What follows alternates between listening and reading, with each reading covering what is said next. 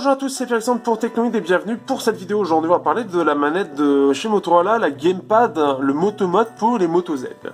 Alors, on va faire un petit tour du propriétaire très rapide. Hop, on va enlever la manette, enfin le Motorola.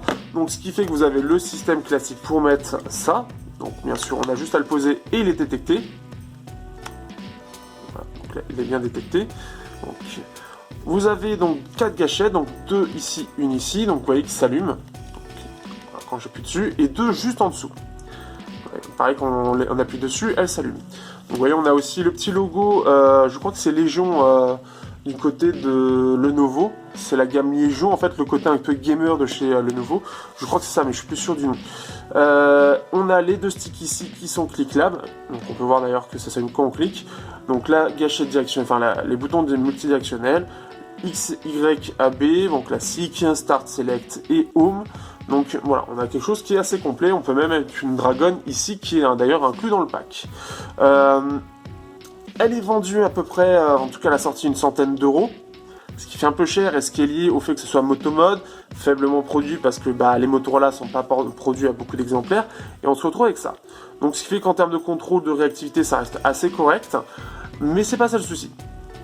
Donc, ce qui fait que sur Modern Combat, c'est justement l'un des plus gros problèmes, et surtout sur les jeux de course où on veut accélérer manuellement. En fait, le problème, c'est que la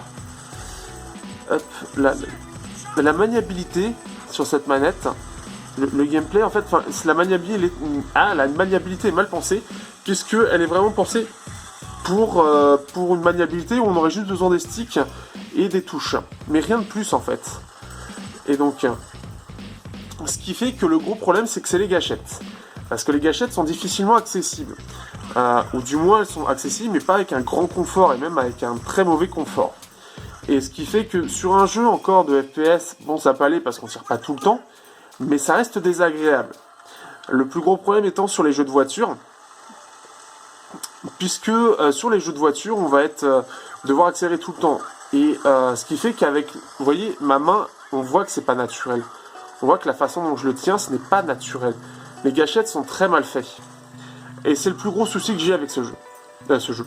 Avec ce type de jeu, mais c'est globalement ça. On va montrer maintenant sur un autre jeu qui est donc Real Racing. Le temps que ça se lance, je vais vous montrer ce qu'aurait dû faire pour moi l'équipe derrière ce design. Ils auraient dû faire soit un design proche de ce qu'a proposé Hypega avec la EPG 9025. C'est-à-dire que là, comme ça, bon, ça a l'air d'être une manette classique, on étire, bon, on aurait eu le truc qui ne gagne pas dessus, mais on aurait eu ça. On aurait, en termes voilà, c'est-à-dire qu'on l'a vraiment en main, c'est-à-dire que clairement, le design ici est bien fait. On a les 2 gâchettes au-dessus, qu'on a aisément. Les contrôles, on les a normalement.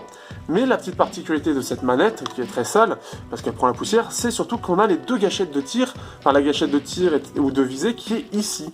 Et ce qui fait qu'elle tombe naturellement, en fait. Si je retourne, en fait, je vais avoir ces doigts-là qui sont naturellement sur ces gâchettes. Et là c'est intéressant parce que on va pouvoir tirer normalement avec ça. Donc ça, c'est une première chose en termes de manette compacte. Alors certes, elle est un peu épaisse, mais je pense que c'était l'une des choses qu'aurait dû faire Motorola. Quelque chose de plus épais pour avoir quelque chose de plus sympa et des gâchettes en dessous. Autre design, un peu plus avec ce côté où les gâchettes sont sur les côtés, c'est la Hypega PG 9023 que j'ai testé aussi il y a longtemps et que je ne joue plus avec, donc forcément aussi elle prend la poussière. C'est une manette qui est très sympa parce que, pareil, là on va avoir un vrai grip de manette. Bon, après on a le système là, bon ça c'est autre chose. Au niveau des gâchettes, on les a bien en main et on a, voilà, là on les a bien en main et la prise en main est excellente. On a un vrai, quelque chose qui est vraiment sympa parce que c'est confortable. C'est vraiment confortable à prendre en main.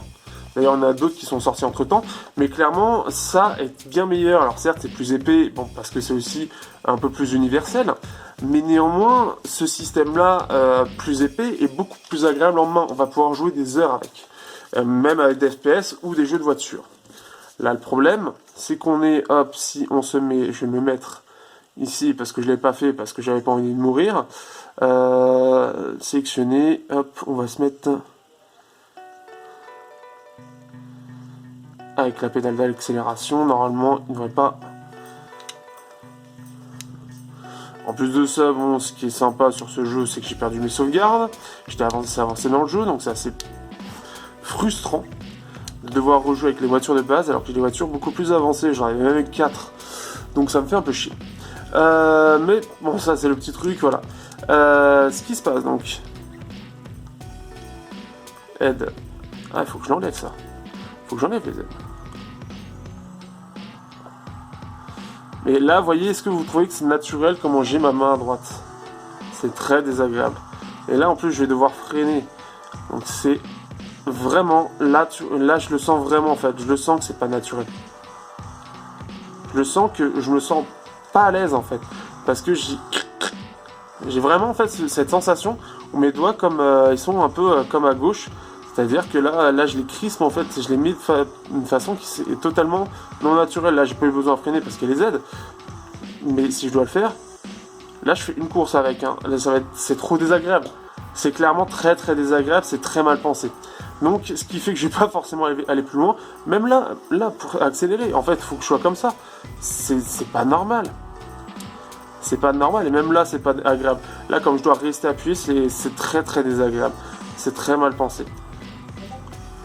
Je sais jouer le jeu, mais ce qui fait que non, j'aime vraiment pas. Voilà. Ce qui fait que il faut savoir que j'ai très peu joué avec cette manette.